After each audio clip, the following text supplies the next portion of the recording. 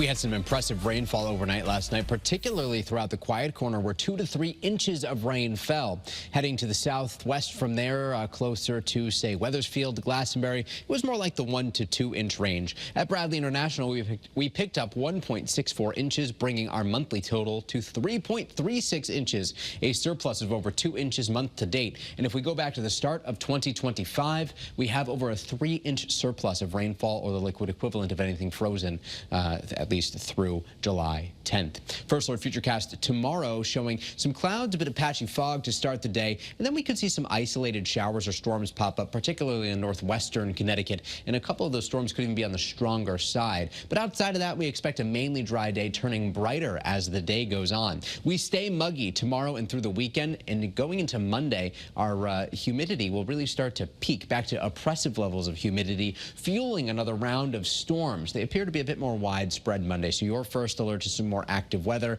Still some subtle timing differences here, but model comparison 5 p.m. Monday showing storms approaching Connecticut. Right now, our ICAM view in Rocky Hill looking north to the Hartford skyline, showing great visibility, and we'll take you live to our ICAM in New Haven, where it's currently 76, winds out of the south at out of the east at 7 miles per hour. A lot of cloud cover out there, which is what we expect overnight. Mostly cloudy, mid and upper 60s inland, low 70s along the shoreline with some patchy fog. Tomorrow throughout the northwestern hills, we're in the lower and even mid 80s. We'll see mid 80s throughout the Hartford area. Same with the Quiet Corner, going 83 in Tolland, 83 in Plainfield. Onshore wind keeping the southeastern shoreline in the upper 70s, even all the way to Old Saybrook, 79. 80s inland though, 84 in Colchester, Portland, 85 in Wallingford tomorrow. Wallingford tomorrow, rather. We'll see 80s throughout the greater New Haven area and into Fairfield County. And when you factor in the mugginess, it will certainly feel a little bit warmer than that. If your plans take you to the fireworks tomorrow in Torrington, which are set to go off at dusk, temperatures around 77 at 8 o'clock, 75 by 9 o'clock, 73 by 10 o'clock.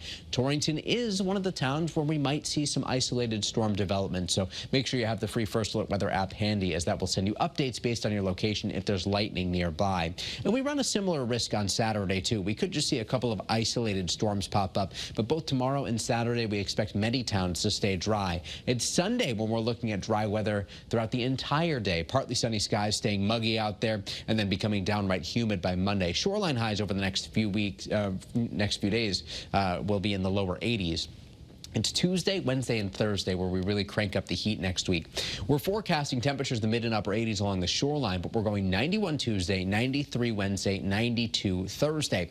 3 days in a row at or above 90 means our second heat wave of 2025 is expected next week. We have seen so far 10 days at or above 90 this year. 3 of those have been this month.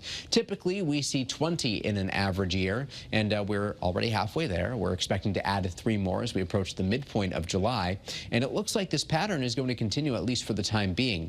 We'll take you now through July 16th through the 20th, the 6 to 10 day outlook here with shades of orange indicating the higher likelihood that temperatures remain above average.